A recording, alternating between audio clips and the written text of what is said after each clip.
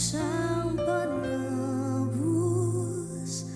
Raja Sorga mulia, terang telah tiba, mengalahkan kegelapan. Kasih anugerah yang terbesar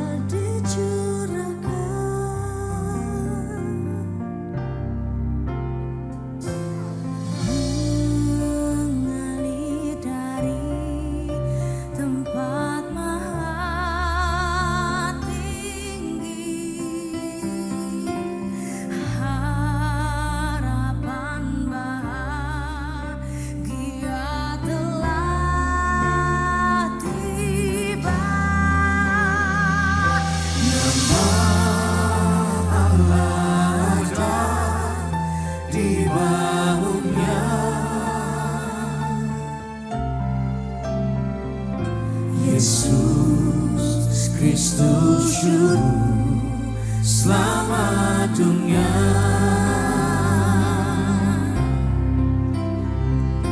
Kuasa maut pun takluk dalam namanya, nama Yesus di atas segala nama.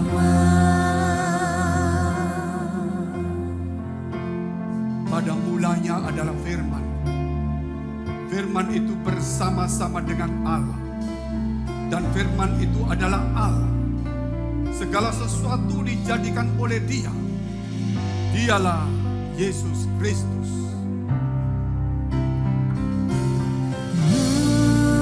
Mengalir dari tempat maha tinggi, harapan bahagia telah tiba. Nama Allah ada di bahunya. Yesus Kristus Juru Selamat dunia.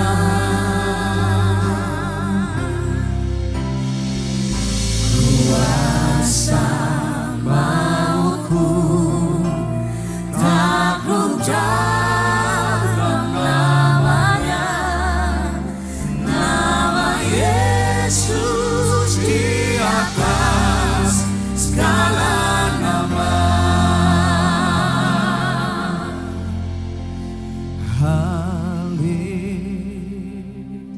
Haleluya, ku diselamatkannya. Haleluya, ku dipulihkannya. Haleluya,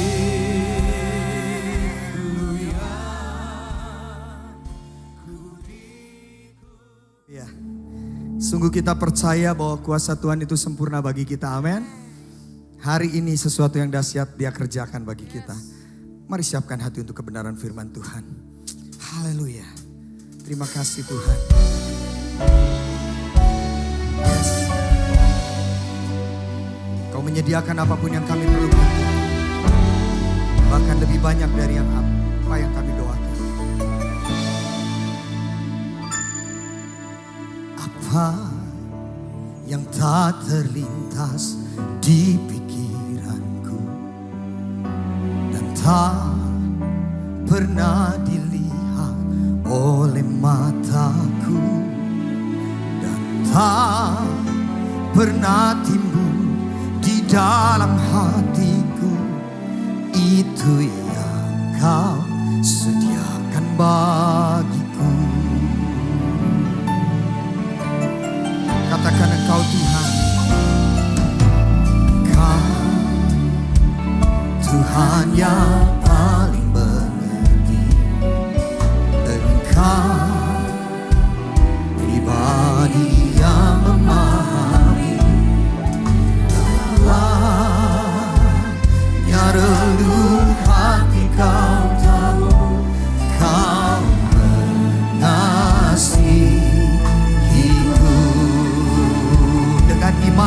Sama-sama katakan ku percaya. Ku percaya kuasa-Mu ajaib. Ku percaya Kau sanggup menolongku. Serahkan seluruh kehidupanku sampai ku melihat mujizat nyata dalam hidupku. Katakan Engkau Tuhan yang paling mengerti. Engkau Tuhan yang paling mengerti. Engkau pribadi yang memahami dalamnya relung hati. Kau tahu, Kau mengasihi. Yang percaya angkat tanganmu. Ku percaya, amin. Sebab kuasanya ajaib bagi setiap kita. Ku percaya Kau sanggup menolongku. Ku serahkan seluruh kehidupanku sampai ku melihat mujizat nyata dalam. Katakan ku percaya. Ku percaya kuasa-Mu ajaib. Ku percaya oh, Kau menolongku Tuhan. Seluruh kehidupan sampai ku melihat mujizat nyata dalam hidupku. Mungkin saat ini kau datang di ibadah ini dan ada doa-doamu yang belum dijawab oleh Tuhan. Hari ini saudara, hari ini percaya doamu dikabulkan oleh Tuhan. Permintaanmu diluluskan oleh Tuhan. Yang penting engkau percaya, menaruh iman percaya di dalam doa-doamu. Hari ini apapun yang terjadi dalam hidupmu, percayalah semua tetap seizin Tuhan. Mari saya undang semua kita bangkit berdiri sama-sama. Arahkan hatimu kepada Tuhan dan angkat tinggi tanganmu di hadapan Tuhan. Kita naikkan pujian, dikatakan ku percaya. Ku percaya, amin. Kuasanya ajaib bagi setiap kita saudara. Hari ini pertolongan yang terjadi atasmu. Yes, haleluya. Serahkan hidupmu sepenuhnya ke dalam tangan Tuhan. Oh, sampai ku melihat mujizat. Yes, haleluya. Mari angkat tinggi tanganmu di hadapan Tuhan. Katakan, ku percaya. Yes, terima. Kau terima mujizat dari Tuhan. Kau terima pertolongan dari Tuhan. Percaya hari ini sesuatu yang dahsyat terjadi.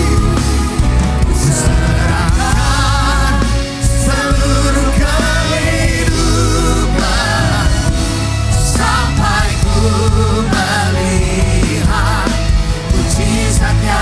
Sekali lagi katakan ku percaya. Ku percaya. Haleluya.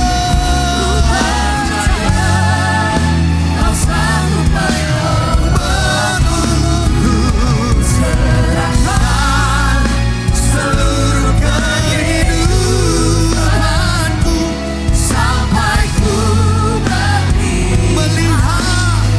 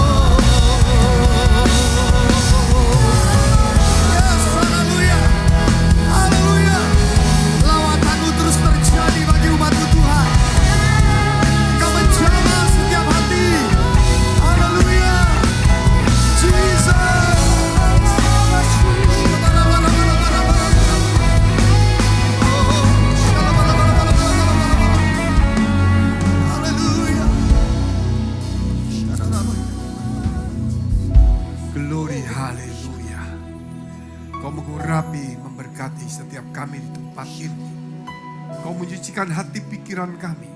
Karena hati kami adalah tempat Engkau diam di dalam hidup kami. Dan rumah-Mu juga adalah rumah-Mu di tempat ini. Yang menjadi kudus karena firman-Mu. Karena darah-Mu Tuhan. Sehingga kami boleh ada di tempat ini. Engkau telah mencurahkan supaya kami dibasuh. Supaya kami dilindungi. Supaya kami dijauhkan dari yang jahat. Dan Kau memberikan kepada kami hati yang baik. Terima kasih Bapa. Dan hati yang taat itu kami juga punyai. Engkau mengurapi memberkati kami semuanya. Mereka yang sakit Tuhan kiranya ulurkan tangan-Mu. Supaya mereka boleh diberikan kesembuhan dan pemulihan dan kesegaran. Karena di tangan-Mu lah Tuhan segala nyawa manusia, segala nyawa makhluk hidup juga ada.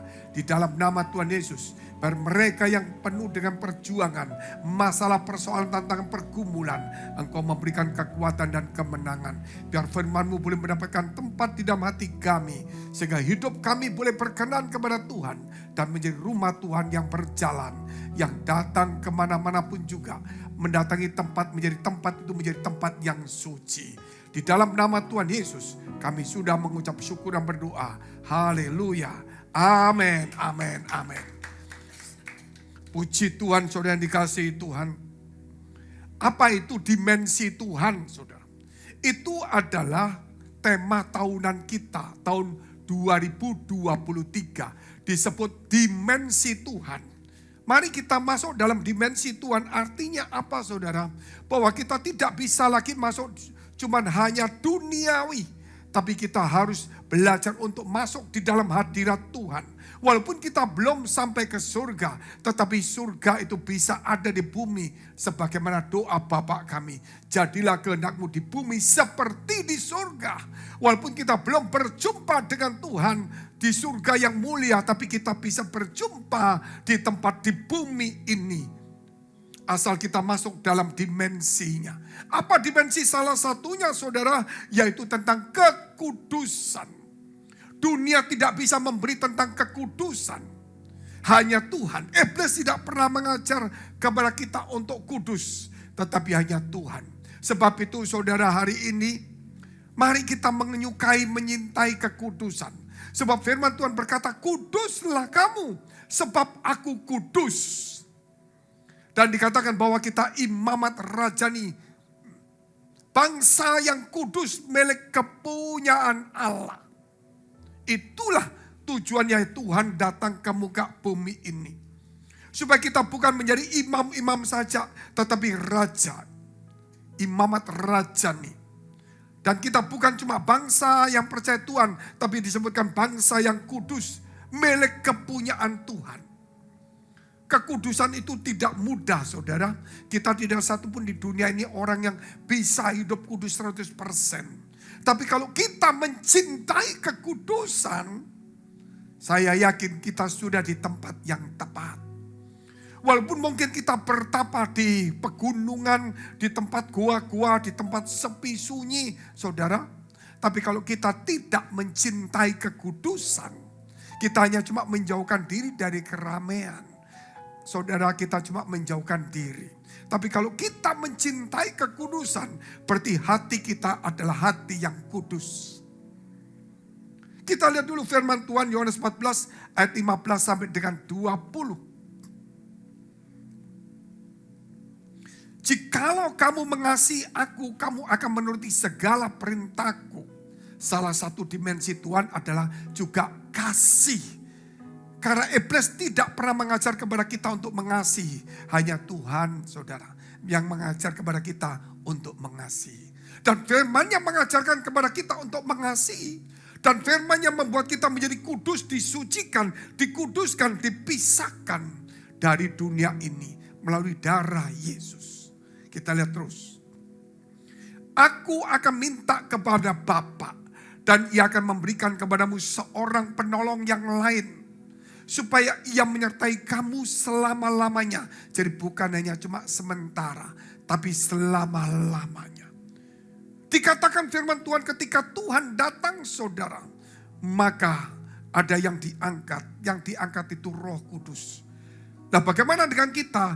Yang kita, hidup kita menjadi rumah Tuhan, otomatis diangkat. Ketika Roh Kudus diangkat, pasti kita juga terangkat.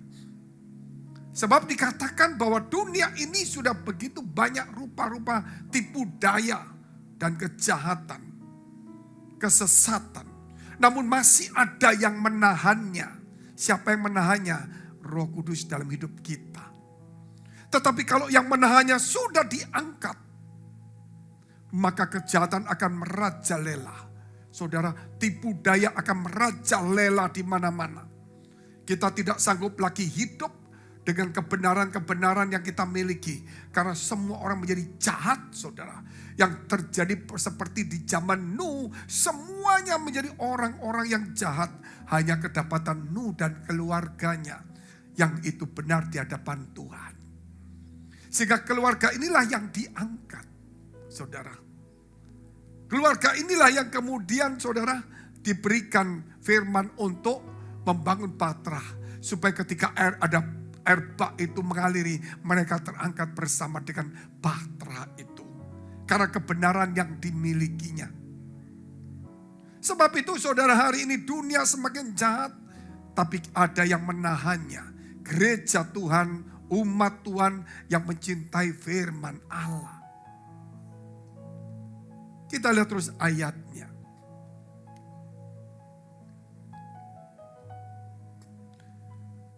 Yaitu roh kebenaran. Dunia tidak dapat menerima dia. Dunia gak bisa. Gak bisa. Sebab dunia tidak melihat dia dan tidak mengenal dia. Tetapi kamu mengenal dia. Inilah perbedaannya. Dunia tidak mengenal kebenaran. Roh kebenaran mereka gak tahu. Tapi kita mengenalnya. Sebab ia menyertai kamu dan akan diam di dalam kamu. Apakah kita mengenal? Kalau kita sudah lama di gereja, kita tidak mengenal roh kebenaran itu. Kita tidak mengenal kebenaran itu. Kita tidak mencintai kebenaran dan kekudusan itu. Saudara, berarti kita masih belum mengenal. Kita mau belajar mengenal. Tapi biarlah di gereja ini kita tidak cuma hanya kenal satu dengan yang lainnya. Tapi di gereja ini ada roh Tuhan. Mari kita mengenal dia. Dan karena dia ada di dalam diri kita. Amin. Saudara tidak kenal percuma dia ada di dalam diri kita. Saudara tidak melihat karena dia ada di dalam dirimu. Kecuali dia di luar. Kalau saudara tidak kenal percuma, saudara.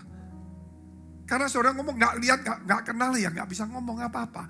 Masalahnya dia ada di dalam diri kita, bukan di jauh. Kalau kita tidak memeriksa hati kita tidak melihat hati kita, tidak menyucikan hati kita tidak bisa melihat dia. Karena firman Tuhan berkata, berbagailah orang yang suci hatinya. Karena ia akan melihat Tuhan. Kenapa zaman sekarang orang takut melihat Tuhan? Kenapa di dalam doanya sedikit orang yang berdoa, Tuhan aku ingin berjumpa dengan Engkau. Tuhan aku ingin melihat wajah-Mu. Tuhan aku mendengar suara-Mu. Jarang. Paling Tuhan berkatilah aku, tolong aku. Itu saudara. Kenapa? Karena ada rasa dosa di dalam hati kita. Ada rasa bersalah. Sehingga kita tidak berani, Tuhan aku ingin berjumpa, aku rindu kepadamu. Di dalam doa saudara, selalu coba kadang-kadang doa kita juga minta-minta hal-hal yang kita inginkan. Tapi di dalam hati kita tidak ada sesuatu hal yang luar biasa. Yaitu untuk rindu berjumpa dengan Tuhan.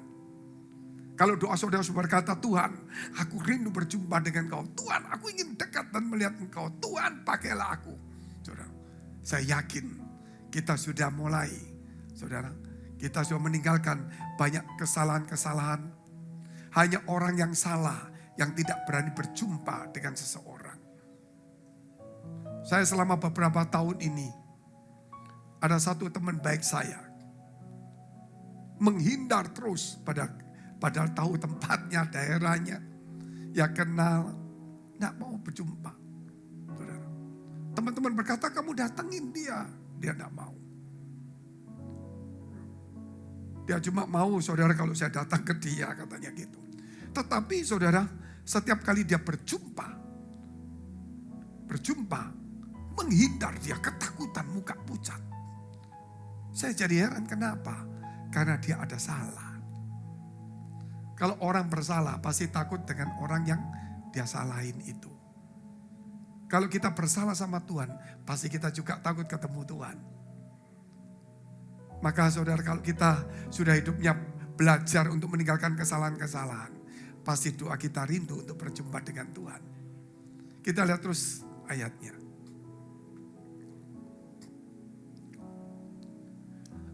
Aku tidak akan meninggalkan kamu sebagai yatim piatu. Aku akan datang kembali kepadamu. Terus, tinggal sesaat lagi dan dunia tidak akan melihat aku lagi. Karena Yesus saat itu, saudara, dia mau menyerahkan dirinya. Tetapi kamu melihat aku, sebab aku hidup dan kamu pun hidup. 20. Pada waktu itulah kamu akan tahu bahwa aku di dalam Bapakku. Dan kamu di dalam aku dan aku di dalam kamu. Itulah kita baru tahu. Di zaman para rasul, saudara, rasul-rasul terkejut ketika Yesus mengatakan, aku akan meninggalkan kamu. Dunia tidak melihat aku lagi, tapi aku tidak membuat kamu yatim piatu. Aku akan datang kembali. Dan kau akan melihat aku di dalam kamu dan kamu di dalam aku. Ini yang perlu kita renungkan hari ini. Karena dia ada di dalam diri kita. Makanya kita tidak bisa melihat. Tapi kalau kita mau melihat hati kita dengan polos, kita bisa melihat Tuhan.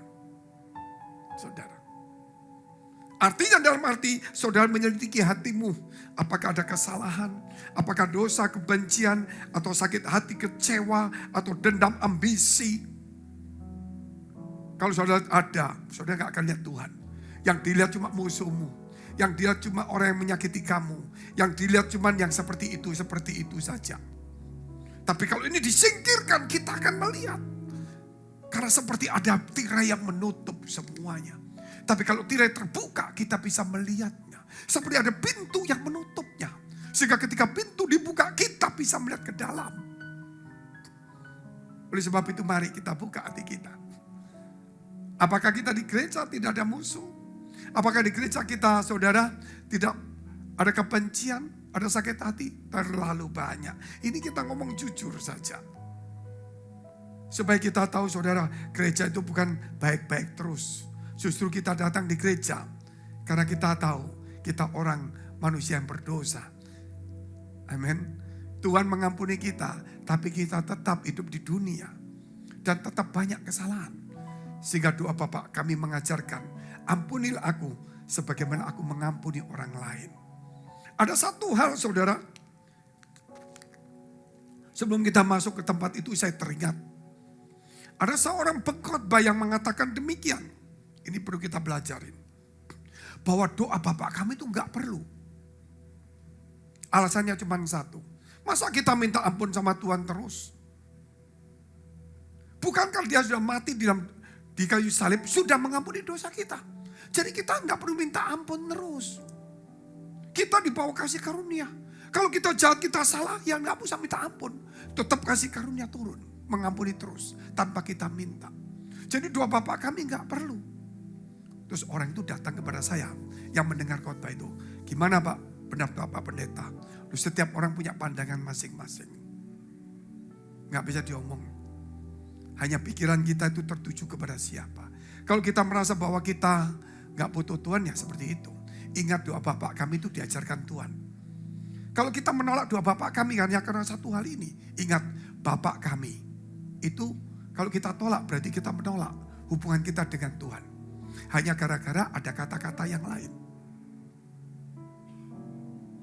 Di surga berarti kita menolak juga. Jadilah kehendakmu berarti kita menolak juga. Terus jauhkan kami dari pencobaan. Berarti kita nggak pusing dengan itu. Lepaskan kami dari si jahat, jadi kita nggak perlu lagi. Dan sebagainya. Dan dikatakan ampunilah kami sebagaimana kami mengampuni orang lain. Saudara, hanya kalimat itu. Saya mau beritahu kepada dia, saudara. Seandainya kamu tidak berbuat jahat. Kamu tidak berbuat jahat deh. Kamu baik. Apakah di sekitar kamu ada yang gak jahat? Loh banyak Pak. Nah kalau yang banyak jahat, apa kamu tidak ngampuni mereka? Iya. Kalau kamu gak ngampuni, kamu sudah berdosa. Paham saudara? Seandainya kamu baik pun, sekitar kamu apa baik semua? Enggak Pak, banyak yang jahat. Terus kalau kamu tidak ngampuni mereka, kamu juga berdosa. Makanya katakan ampunilah kami, sebagaimana aku mengampuni orang lain. Amin. Jadi dari sinilah saudara, walaupun kita merasa baik, tapi kalau kita tidak mengampuni orang jahat yang banyak di sekitar kita, kita tetap jadi jahat juga. Mau tidak mau apa yang Tuhan ajarkan terlalu indah sekali. Saya ajak saudara untuk melihat Wahyu 4 ayat 10 dan Wahyu pasal 4 ayat 10 dan 11. Kita masuk di dalam hati adalah ruang Maha Kudus. Hati adalah ruang Maha Kudus. Sehingga kalau kita tidak mengampuni, kita menyimpan kebencian. Mana ada hati ruang Maha Kudus itu ada kebencian. Yang ada adalah kesucian. Yang ada adalah kasih. Amin. Kita lihat dulu.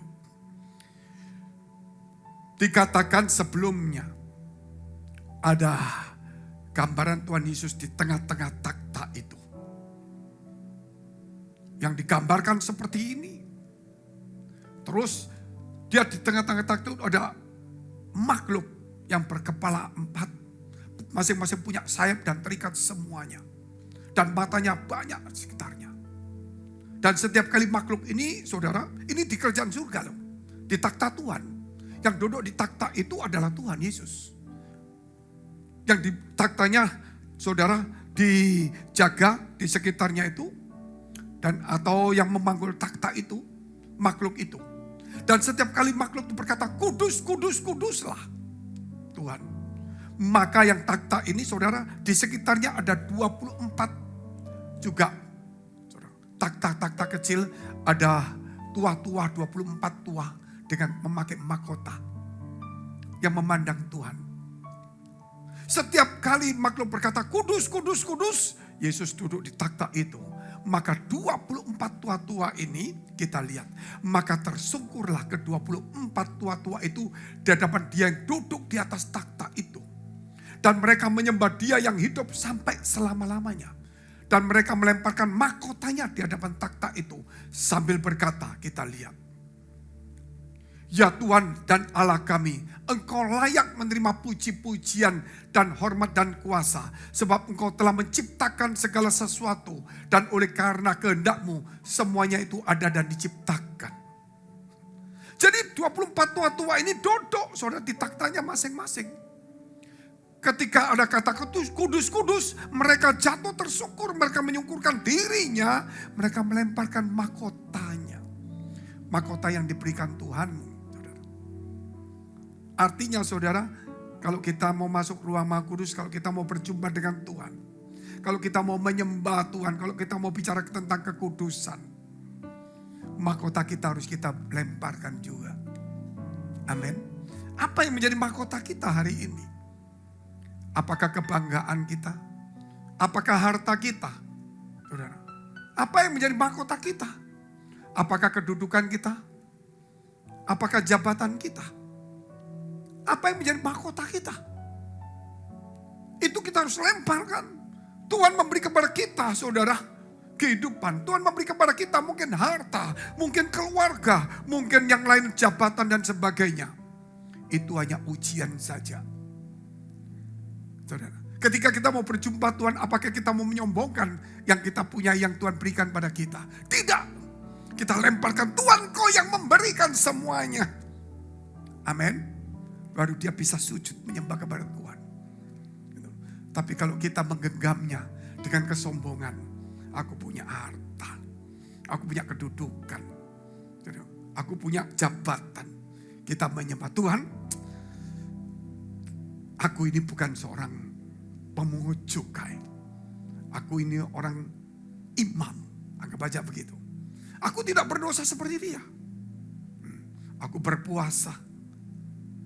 Maka Tuhan katakan, orang yang meninggikan diri akan direndahkan. Orang itu punya jabatan? Enggak punya. Punya jabatan. Itu Lukas 18. Sehingga dia doanya tidak diterima Tuhan. Karena dia tidak mau melepaskan mahkotanya. Amin. Dia tidak mau merendahkan diri di hadapan Tuhan. Hatinya mungkin agak kesombongan. Walaupun dia baik, saudara. Tapi kalau dia meninggikan diri, kalau dia membedakan dengan orang berdosa, dia sudah berdosa. Sebab itu saudara, hari ini Tuhan izinkan memberi kepada kita kedudukan kekayaan. Di hadapan Tuhan saudara. Itu ujian. Apakah dengan kedudukan itu terus kita melupakan Tuhan? Apakah dengan jabatan dan harta itu kita mengandalkan jabatan dan harta itu? Bukan mengandalkan Tuhan lagi. Itu ujian. Makanya saudara, saya percaya anak-anak Tuhan tuh mau berapa tahun saja. Kita gak usah ngomong supaya diberkati, ya pasti diberkati lah. Tuhan baik, apalagi kita menyembah Dia. Sama dengan 24 tua-tua dapat mahkota. Mau gak mau kalau kita setia ke gereja melayani Tuhan ataupun yang lain, tetap Tuhan akan berkati. Orang jahat pun kalau kerja juga diberkati. Amin. Tapi ketika diberkati, itulah ujian bagi kita. Apakah kita kikir? Apakah kita sombong? Apakah kita sibuk? Saudara, itu mahkota kita. Makanya saudara lihat ya, saudara mesti analisa sendiri, survei sendiri. Saya banyak survei. Orang kalau nggak punya duit atau susah atau punya masalah, sakit penyakit pergumulan, dia datang di gereja. Tapi ketika diberkati, saudara lihat itu. Sudah mulai, ya mungkin ke gereja, tapi sudah mulai padam. Kenapa? Karena dia sudah punya satu hal, mahkota ini. Doanya terjawab, mungkin apa pergumulannya, lepas. Sehingga seseorang yang datang di gereja tidak bisa tidak.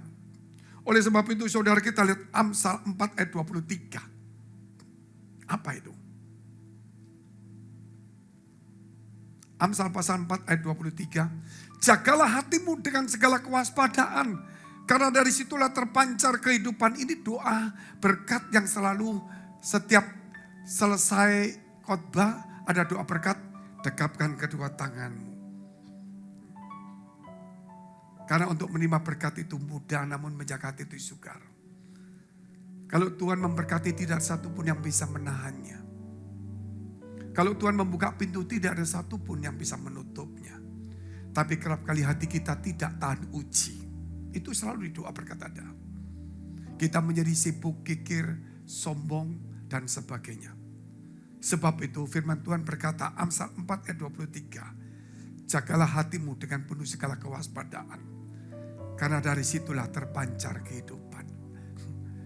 Siapa yang menguasai hati kita? Apakah Tuhan atau tidak? Ketika Tuhan memberikan berkat itu, siapa yang menguasai hati kita? Apakah Tuhan, apakah kesehatan? Ketika kita sakit diberikan kesembuhan, apakah kita melupakan Tuhan? Siapa yang menguasai hati kita? Ketika kita gak punya jabatan, kita berdoa dapat jabatan, saudara. Terus kita mengandalkan jabatannya, bukan Tuhan lagi.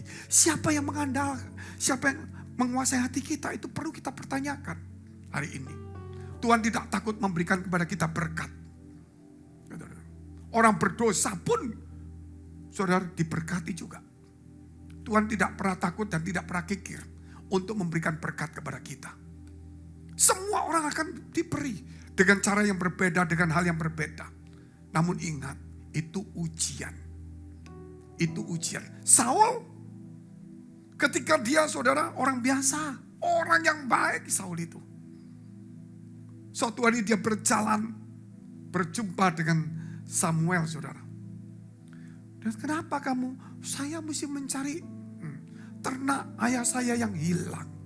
Jangan sampai nanti ayah saya itu khawatir, takut. Dan saya nanti memikirkan saya juga, dia takutnya begitu. Ini anak yang baik, memikirkan. Orang yang ganteng, perawannya tinggi. Tuhan bilang, ini orang baik. Berkati dia untuk menjadi raja. Diberkati untuk menjadi raja. Bagus. Dia menjadi raja, saudara. Dia menjadi raja. Tapi ketika dia punya kedudukan, kedudukan yang menggantikan Tuhan dalam hidupnya. Sehingga dia berjumpa dengan Samuel, nabi. Dia berkata, kalau engkau tidak menghormati aku di depan rakyatku, aku tidak menghormati Tuhanmu. Bingung gak? Dia punya kedudukan, dia punya raja, Tuhan yang memberikan kepada dia mahkota seperti itu. Tapi dia tidak bisa tersungkur dan melemparkan mahkota untuk menyembah kepada Tuhan. Itu ujian bagi dia. Tuhan yang mengurapi dia menjadi raja. Tetapi kemudian Tuhan meninggalkan dia. Dan roh jahat masuk. Tuhan yang mengurapi, saudara. Tuhan yang memilih, kurang apa. Tapi Tuhan meninggalkan. Tuhan yang memberkati dia. Halo, coba saudara bayangkan, bisa tangkap enggak? Kenapa? Karena kedudukan, berkat, harta, jabatan telah menggantikan Tuhan. Sebab itu hati-hatilah hari ini. Kepada siapa kita mau? Saudara, yang kita andalkan gak ada. Saya sekarang ada tim di Singapura untuk orang sakit. Ada tim. Jadi nanti akan ditayangkan nomor teleponnya, namanya. Jadi saudara kalau sakit, gak ngerti, saudara bisa telepon dia. Kalau minta dijemput, ya dijemput di airport. Tapi ya mungkin cuma naik taksi aja. Karena kita tidak memberikan fasilitas yang banyak. Kalau saudara mau pergi, mau diterjemahkan. Kalau saudara mau pergi dokter, ya diantar dokternya. Tapi kami tidak pernah memberi rekomendasi dokter mana. Karena kita tidak tahu mana yang akan dipakai Tuhan. Jadi cuma kalau sakit ini ada 3 dokter, you pilih sendiri dah. Saudara. Nah cuman seperti itu. Kenapa? Karena terlalu banyak orang sakit, saudara. Suatu hari ketika saya waktu gereja-gereja awal itu, saya masih punya kesempatan untuk pergi ke tempat orang-orang sakit. Tapi sekarang dengan gereja yang sudah puluhan ini, saya susah sekali ke sana. Terlalu banyak hal yang saya kerjakan, sehingga ada timnya khusus. Suatu hari saudara, ketika saya pergi ke rumah sakit itu, ya, saya naik lift. Terus saya turun dari lift itu. Ada seorang ibu-ibu datang. Masuk lift. Saya diam aja, saya tidak kenal. Dia bilang, Pak Pendeta, kok bisa tahu? Oh iya. Saya dengar khotbahnya Pak Pendeta. Mama saya itu sudah didiagnosa sakit. Dia ceritanya, sakit. Dan divonis harus operasi hari itu. Dan waktu hari itu, saya mesti ngantar mama saya ke rumah sakit. Tapi suara Tuhan berkata, pergi ke tempat itu. Hambaku sedang khotbah, dengarkan khotbahnya. Jadi bingung saya, mama saya. Mama saya taruh di rumah sakit, antri. Saya bilang, tunggu sebentar, dia keluar. Saudara. Setelah dia keluar, saya khotbah, saya nggak tahu ceritanya. Pokoknya setelah ini kan setelah kejadian aja. Saya khotbah selesai, saya lari. Biasa kalau saya khotbah lari bukan lari tunggang langgang. Saya pergi ke tempat lain. Kalau Singapura ke Batam, saudara. Kalau di sini kan mesti pindah tempat gitu loh. Saya tinggalkan gitu, jadi dia gak sempat ketemu. Ya ketemunya di lift itu. Pak Pendeta, saya mau cerita sedikit. Yaitu Tuhan suruh saya ketemu Bapak. Setelah saya mendengar khotbah itu. Amin, Bapak pergi. Waduh, saya langsung kembali ke rumah sakit. Waktu sampai di rumah sakit, mama saya marah-marah. Wah, anak kurang ajar katanya gitu. Mama ditaruh rumah sakit, gak bisa bahasa Inggris gitu. Ini mau dioperasi, kamu kemana? Mama bingung semua ini gitu loh. Saudara, ini mama dibilang sampai dokter makin melihat-lihat. Gak ada anak-anak, tunggu anak. Kamu, wah pokoknya. Mah, aku disuruh Tuhan pergi dengarkan khotbah dulu. Mana? Mama ini dan sebagainya saudara. Saya gak bisa cerita terlalu banyak begitu. Akhirnya sudah, mamanya saya bilang, kamu gitu. Ini dokternya datang. Ibu, akan operasi sekarang, silakan masuk dulu, dicek dulu semuanya.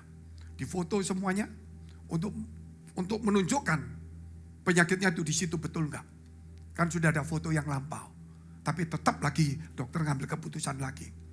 Difoto, dilihat semua, betul, baru diambil. Jadi saya pakaian operasi.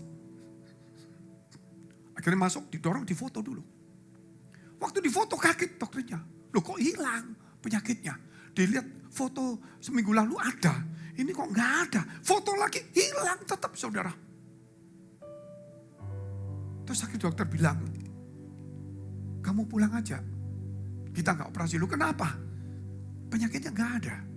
Nanti kalau 1 minggu kamu gejala lagi sakit, kasih tahu saya. Dan dia bilang, mama saya periksa lagi. Ini bulan yang sekian, datang dicek. Tetap gak ada, Pak Pendeta. Tepuk tangan untuk Tuhan. Tetap gak ada. Karena dia mengandalkan Tuhan. Amin. Ini saudara orang yang betul-betul mencari Tuhan.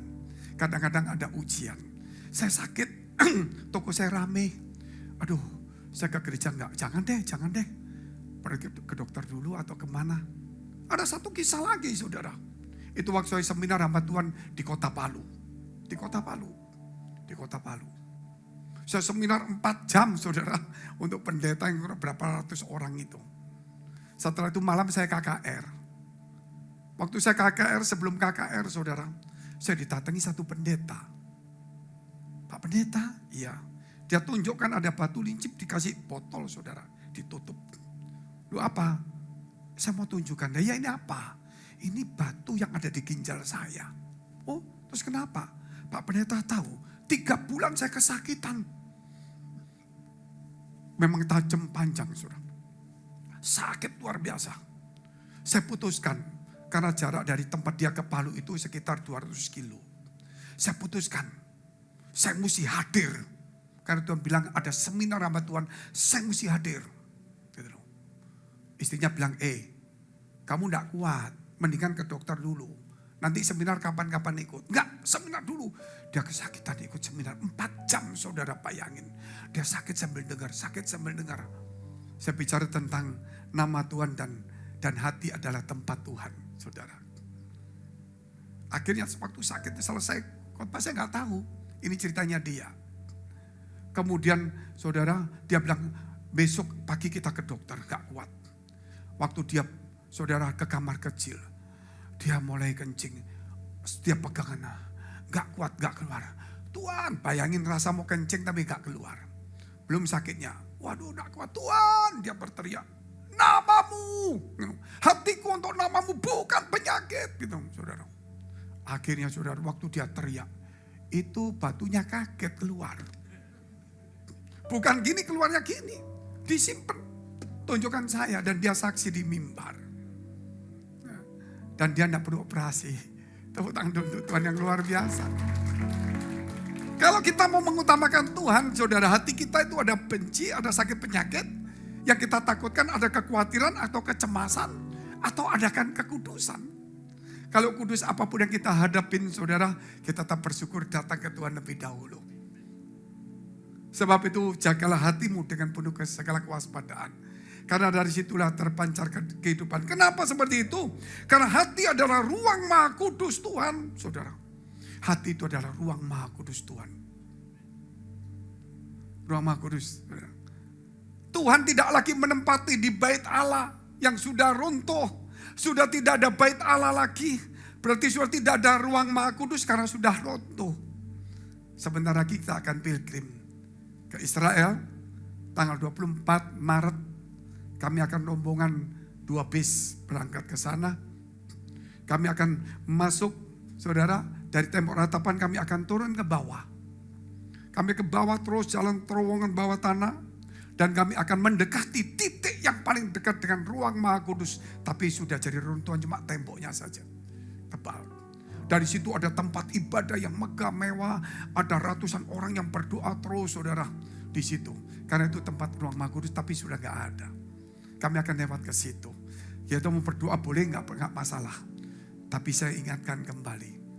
Ruang Maha Kudus sudah tidak ada di bumi ini. Tapi ada di hatimu. Katakan amin dulu. Ada di hatimu. Pegang hatimu di sini. Bilang ini ruang Maha Kudus ini. Tuhan izinkan ruang Maha Kudus yang hebat itu runtuh. Karena dia ingin masuk di dalam hati ruang Maha Kudus kita. Sebab itu saudara, jangan sampai di dalam hati kita ada kebencian, sakit hati, kecewa. Jangan sampai ada ambisi, ini ruang Maha Kudus mesti dibuang semuanya. Katakan amin dulu. Waktu kita di gereja masih ada kebencian, ada tersinggung, sakit hati. Itu di gereja loh bisa seperti itu. Gak usah kaget karena kita cuma datang di tempat kudus. Tapi kita lupa hati kita adalah ruang Maha Kudus. Sehingga kita anggap tempat ini kudus tapi hati kita gak kudus. Sehingga kita memuji Tuhan, hati kita penuh kejahatan. Sebab mulai hari ini Tuhan katakan juga, bangsa ini memuliakan aku dengan bibirnya, hatinya menjauh daripadaku. Percuma mereka beribadah. Saudara, cuma tempat ibadah, tempat yang suci. Saudara, engkau memuji Tuhan, tetapi hatimu penuh dengan rencana yang jahat mungkin. Mungkin hati orang-orang yang lain penuh dengan kejahatan, kekecewaan, sakit hati dan sebagainya. Tersinggung tidak sedikit. Tapi di sini enggak ada. Ya mudah-mudahan saja. Amin. Makanya pelajaran ini penting sekali.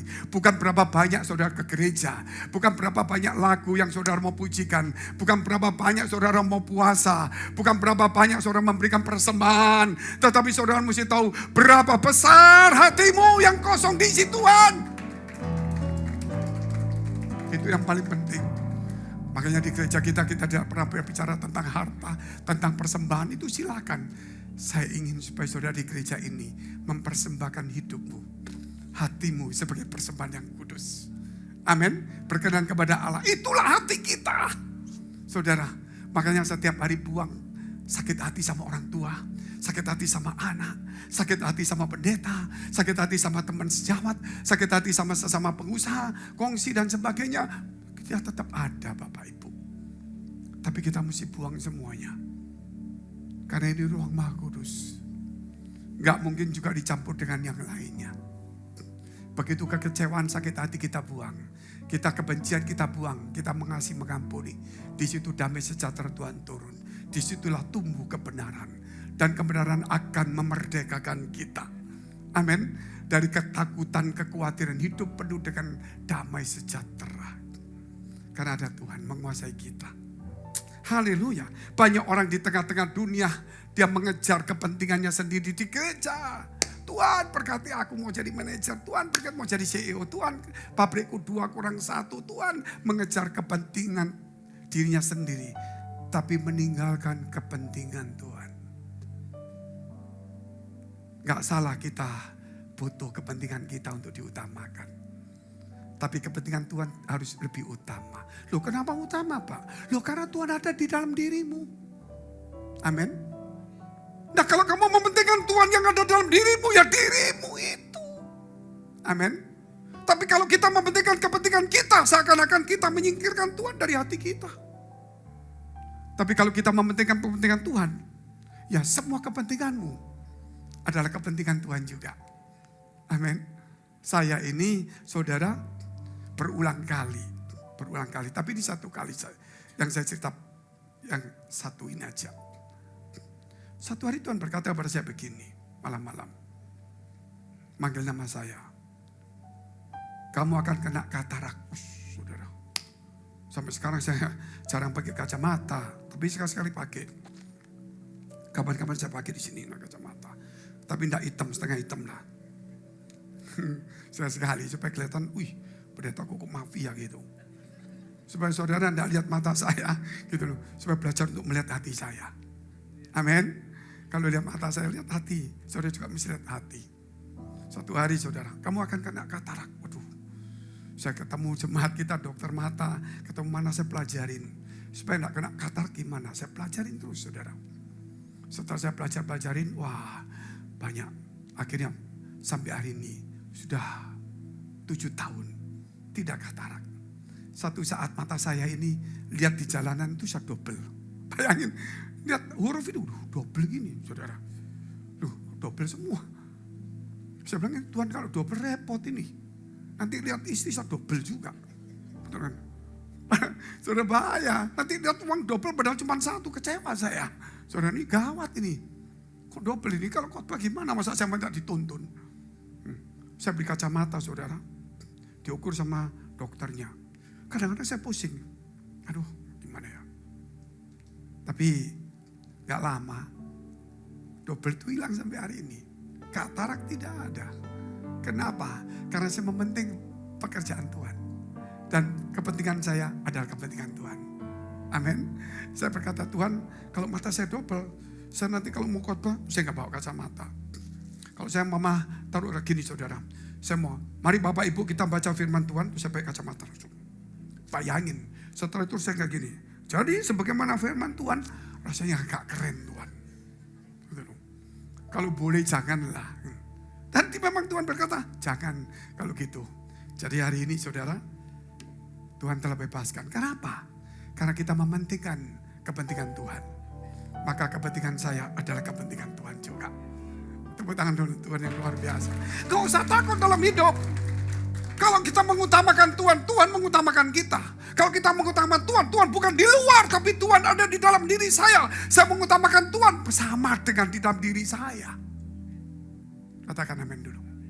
Itulah hal yang bagus saudara. Sehingga jangan lagi mengejar karir terlalu banyak. Banyak orang ngejar karir di gereja saudara. Waduh, begitu dapat karir, ngurangi pelayanan. Dulu mungkin ketua komsel 5 tahun. Wah, aktif. Begitu karir dia menanjak, jarang di komsel. Mungkin dulu dia guru sekolah minggu, susah. Begitu sudah 7 tahun diberkati, jarang jadi guru sekolah minggu. Dulu mungkin ketua kaum muda, wah aktif sekali. Akhirnya karena karir, jarang juga datang di gereja. Dulu mungkin pendeta pelayanan saudara, begitu banyak pekerjaan karirnya menanjak, ngurangi. Itu ujian. Saudara, berarti kita mementingkan kepentingan kita, meninggalkan kepentingan Tuhan. Itu yang berbahaya. Haleluya. Kita lihat yang terakhir Yohanes pasal 2 ayat 19 sampai dengan 22. Yohanes pasal 2.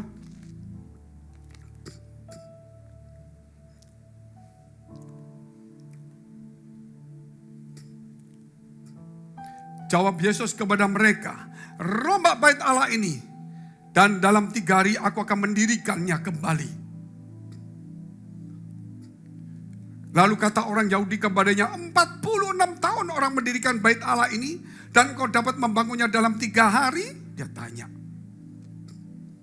Tetapi yang dimaksudkannya dengan bait Allah ialah tubuhnya sendiri. 22.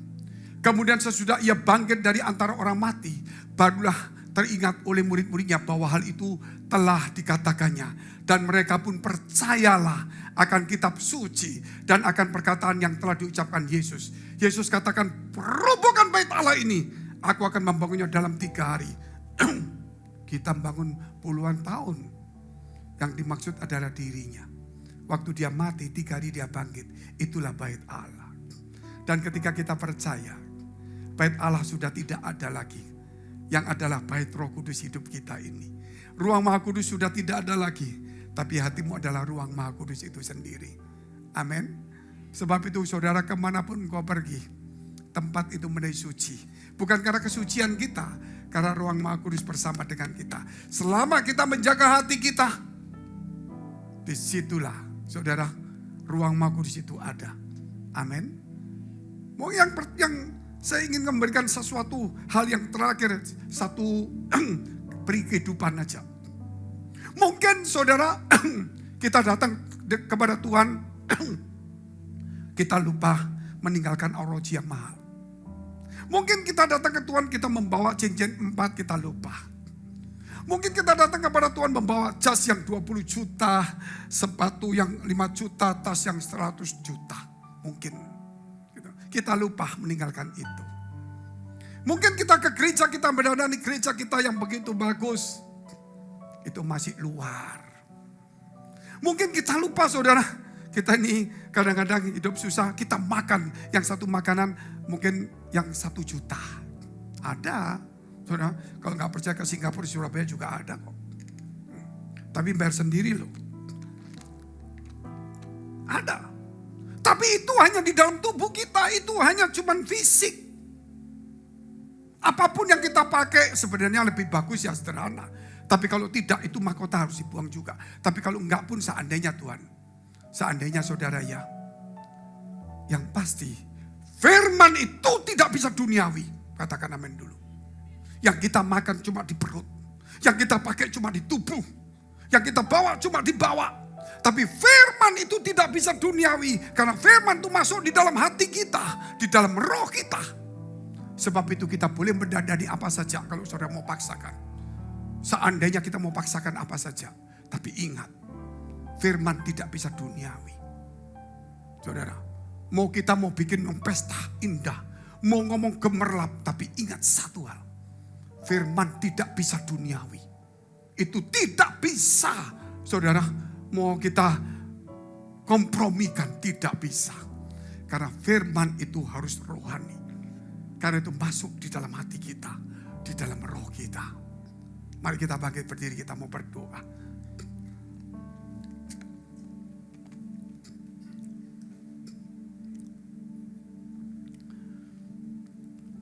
Ambil waktu sejenak. Renungkan firman Allah ini. Apakah kita tetap mau masuk di dalam dimensi dunia? Atau kita mau pindah ke dalam dimensi Tuhan? Biar hari ini saudara, Tuhan telah memberi kepada kita kedudukan, umur, keluarga, kesehatan, kekayaan, harta, jabatan, karir, semuanya. Itu adalah ujian. Sebagaimana Saul, dipilih Tuhan, diberkati, dijadikan raja, diberikan mahkota. Tetapi dia tidak pernah tahu bahwa itu ujian. Sehingga hari ini saudara, apapun yang kita punyai, jangan itu yang menjadi Tuhan dalam hati kita. Karena hati kita adalah ruang Maha Kudus Tuhan.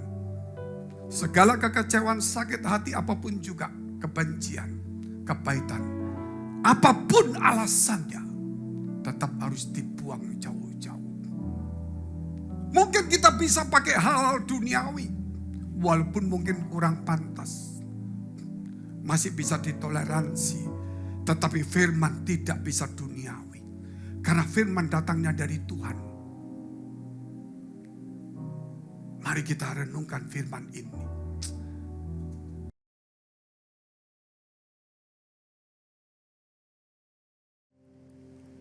Mari angkat roti tinggi-tinggi di atas kepala saudara.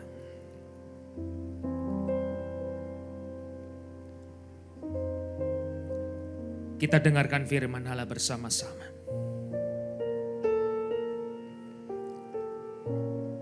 Sebab apa yang telah kuteruskan kepadamu, telah aku terima dari Tuhan Yesus, yaitu bahwa Tuhan Yesus pada malam waktu ia diserahkan mengambil roti, dan sesudah itu ia mengucap syukur atasnya.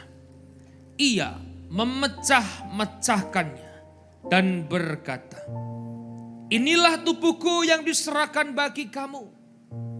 Berbuatlah ini menjadi peringatan akan aku. Bukankah roti yang kita pecah-pecahkan adalah persekutuan dengan tubuh Kristus? Kita makan di dalam nama Tuhan Yesus.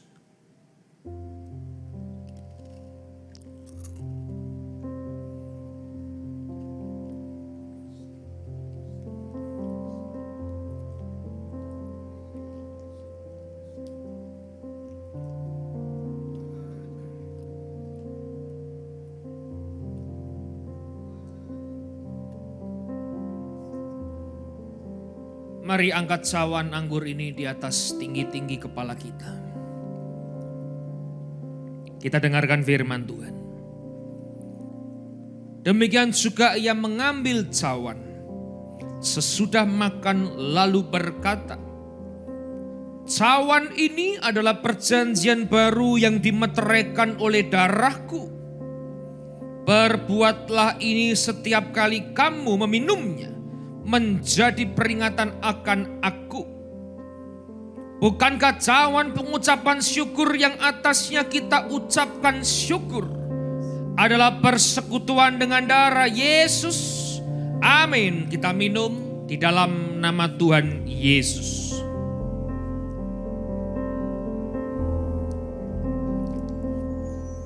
Mari sembah Tuhan.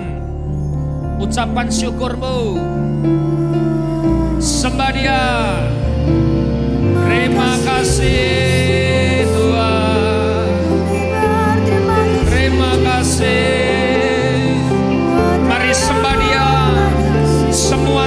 Sembah Dia, sembah Yesus. Dia Allah yang baik. Dia terlalu baik.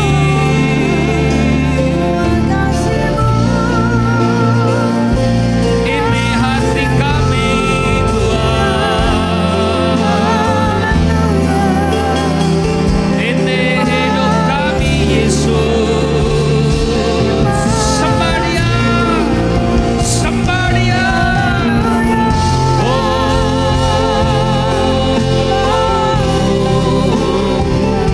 Kami menyembah-Mu. Haleluya.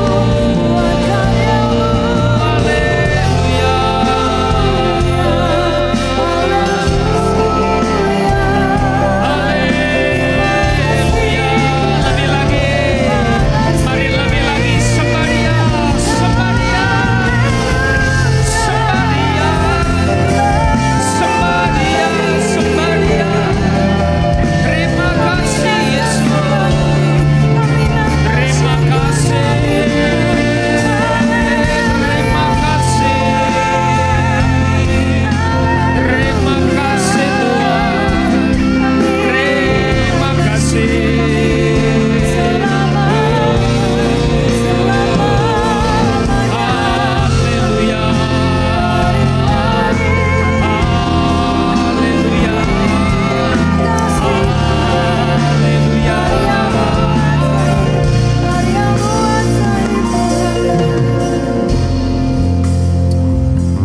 Kita berdoa syafaat. Kami berdoa untuk semua gereja yang ada di seluruh dunia. Dari hamba Tuhan sampai kepada umat Tuhan.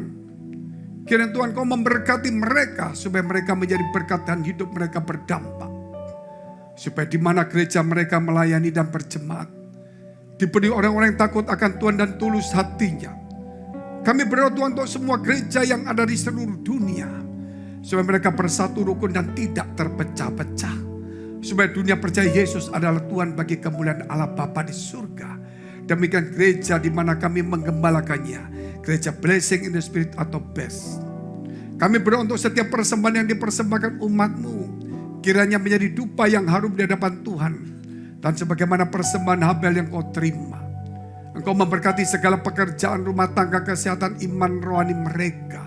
Sampai kepada anak cucu mereka. Biar kebajikan kemurahan Tuhan selalu menyertai mereka. Mari dekapkan kedua tangan-Mu di dadamu. Karena untuk menerima berkat itu mudah, namun menjaga hati itu sukar. Kalau Tuhan memberkati, tidak satu pun yang bisa menghalangi. Kalau Tuhan membuka pintu, tidak satu pun yang menutupnya. Tapi kerap kali hati kita tidak tahan uji. Menjadi kikir, sombong, sibuk dan sebagainya. Sebab itu firman Tuhan berkata dalam Amsal 4 ayat 23. Jagalah hatimu dengan penuh segala kewaspadaan. Karena dari situlah terpancar kehidupan. Jadilah berkat dan terimalah berkat rahmat anugerah. Dari Allah Bapa di surga di dalam putra tunggalnya Yesus Kristus. Yang sudah mati bagi dosa-dosa kita. Dan bangkit pada hari ketiga sehingga kita punya Tuhan Allah yang hidup. Dan iman kita bukan kepada Tuhan yang mati. Dan Dia naik surga menyediakan rumah bagi kita. Sehingga kita punya pengharapan yang pasti. Dan Dia akan datang kedua kali. Menjemput gereja jemaat dan umatnya. Yang berjaga-jaga, kudus, dewasa dan bijaksana. Serta menghakimi dunia. Di dalam persekutuan dengan Roh Kudus. Membuat hati kita berkobar-kobar. Roh kita menyala-nyala. Sehingga kita senantiasa di dalam kasih semula kepada Tuhan. Roh yang Kudus menghibur, menguatkan, memelihara, menginsyafkan. Menuntun, memimpin kita kepada kebenaran dan kekudusan. Dan membuat kita menjadi saksi Kristus. Mulai hari ini sampai selama-lamanya. Kita akhiri dengan doa yang diajarkan Tuhan Yesus pada kita. Bapa kami yang ada di surga. Dikuduskanlah nama-Mu. Datanglah kerajaan-Mu. Jadilah kehendak-Mu di bumi seperti di surga. Berikanlah kami pada hari ini makanan kami yang secukupnya. Dan ampunilah kami akan kesalahan kami. Seperti kami juga mengampuni orang bersalah pada kami. Dan janganlah membawa kami ke dalam pencobaan. Tetapi lepaskanlah kami daripada yang jahat. Karena Engkau yang punya kerajaan dan kuasa dan kemuliaan sampai selama-lamanya. Amin. Silakan. Ubah hidup kami Tuhan. Ubah hidupmu.